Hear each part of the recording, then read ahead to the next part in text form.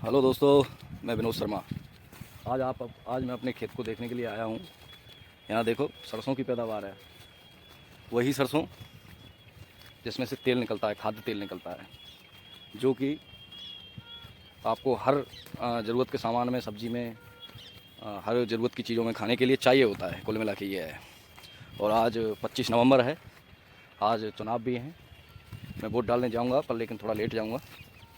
और आप लोगों के लिए बता दूँ कि हमारे किसान भाई नई हमारे जो नेता हैं वो नई योजनाओं को लेके आ रहे हैं। पर लेकिन हमें योजनाओं में, आज सुबह अखबार आया दैनिक भास्कर, तो उसमें काफ़ी मतलब ये वोट डालो, मत करो, ये करो, वो करो, वो सारा कुछ मैंने पढ़ा। पर लेकिन सबसे ज़्यादा जो पढ़ने वाली चीज़ थी उसमें थी 26 और 27 तारीख को भारी बरसात की अलर्ट। ओले भी पड़ सकते हैं, भारी बारिश भी हो सकती है। और ये बारिश हमारे लिए बहुत ही लाभदायक है, बहुत ही अच्छी साबित होने वाली है।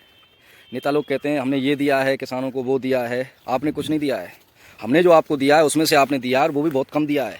और आपके देने ना देने से हमारे पे कोई फ़र्क नहीं पड़ने वाला है। हमारा तो सीधा कनेक्शन जो होता है ना, वो भगवान से होता है। अगर कल में, परसों में बरसात पड़ जाती है ना, तो आपको बता दूं, आप जो ये चिल्लर दे रहे हो ना, आपका कुछ मायने नहीं रखेगा। भगवान जो देगा, जो बारिश होगी, उससे हमें जो पैदा जो मिलेगी, वो हमारे लिए सबसे महत्वपूर्ण रहेगी। और लेकिन आप लोग जो दे रहे हो, वो एक प्रलोभन दे रहे हो। देना उसे बोलते हैं जो मुँह होके देता है, मौन होके देता है। आप लोग हल्ला मचा देते हो, उसके बाद में देना ना देना कुछ आपका आता है, नहीं आता है। पिछली बार चुनाव में बोला कर्ज माफ़ होगा किसानों का। कुल मिला के सबसे ज़्यादा वोट बैंकिंग किसान की होती है। और किसान के लिए कुछ ऐसे कोई ज़्यादा फ़ायदे नहीं है। किसानों का कर्ज माफ़ सबसे बड़ा एक मुद्दा है।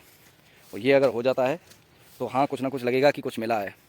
जिससे 2-2, 2.5 लाख रुपये सबके माफ़ हो जाते हैं। 2 है, किसी के 5 हैं, किसी के 7 हैं, किसी के 3 हैं। इसको बोलते हैं देना। जिससे आप ये सोच पाओगे कि हाँ भाई, हमने 1 साल के लिए किसानों को कुछ खाने के लिए दिया है। नहीं तो हम आपको कब से पालते आ रहे हैं।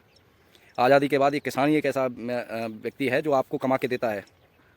क्या होता है, अनाज जब अनाज हम नहीं उगाएंगे, हम मेहनत नहीं करेंगे, तो आप किसी भी कीमत में अनाज नहीं पाओगे।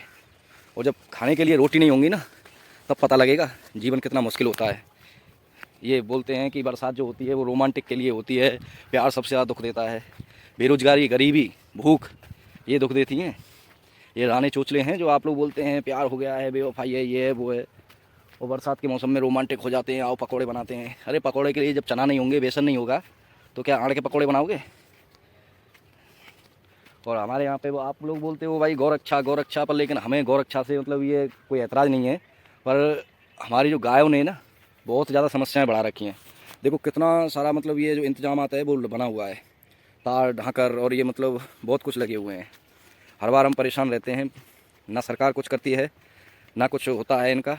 और हर साल हमें मतलब बहुत ज़्यादा परेशानी का सामना करना पड़ता है। अब की बार थोड़ी सरसों की फसल हमारी ठीक है, बोल सकते हैं। मैं आपको दिखा दूं, प्रकृति का नज़ारा है ये बहुत अच्छा, देखो। और मैं सुबह मॉर्निंग में आया हूँ, करीबन 8, साढ़े 8, 9 बज रहे होंगे। और दैनिक भास्कर पढ़ के आया था मैं, तो उस पर मेरे को मिला कि भारी बारिश का अलर्ट है। और मुझे इतनी ज़रूरत है सख्त बारिश की कि पड़ जाती है तो पूरे किसान भाई जो हैं उनका पैप है, बोरंग है, इंजन है, डीजल है, वो सारा कुछ मतलब ये खर्चा, तमाम हर्जा खर्चा वो बच जाएगा। जो कि हमारे नेता लोग नहीं कर पाए हैं, वो हमारा प्रभु भगवान कर देगा। डायरेक्ट कनेक्शन है हमारा। और हम ही पूरी सृष्टि को पाल रहे हैं, ये मानो। किसान ही एक ऐसा आदमी है जो निस्वार्थ आप लोगों के लिए काम कर रहा है। आप लोग उसको जो देते हैं वो लेता है। और गेहूं की जो कीमत है, सरसों की जो कीमत है, हमसे मतलब हमारे लिए, हमें अब जो बीज जो मिलता है, हमारा बीज हमें सरसों का हमें मिलता है 1 लाख रुपये कुंटल। और हमसे जो लेते हैं वो लेते हैं 6,000 रुपये कुंटल। उसको हाइब्रिड बोल के, ये बोल के, वो बोल के, मतलब ये सारा कुछ बोल बाल के हमसे लेते हैं। इन चीज़ों पे बीज है, खाद है, और ये अपने डीजल हैं, पानी है, गाय हैं, ये सारी समस्याएं हैं। इन पे अगर कोई नीचे स्तर से ध्यान देता है, अपन कोई ध्यान देता है, तो ये सारी समस्याओं से अगर व्यक्ति, मानव जीवन अगर सुधर जाता है, तो बहुत कुछ सोचने की कोशिश करेगा, अच्छा भी उगाएगा। अब क्या है कि हमारे यहाँ पहले बहुत सारी फसलें होती थी।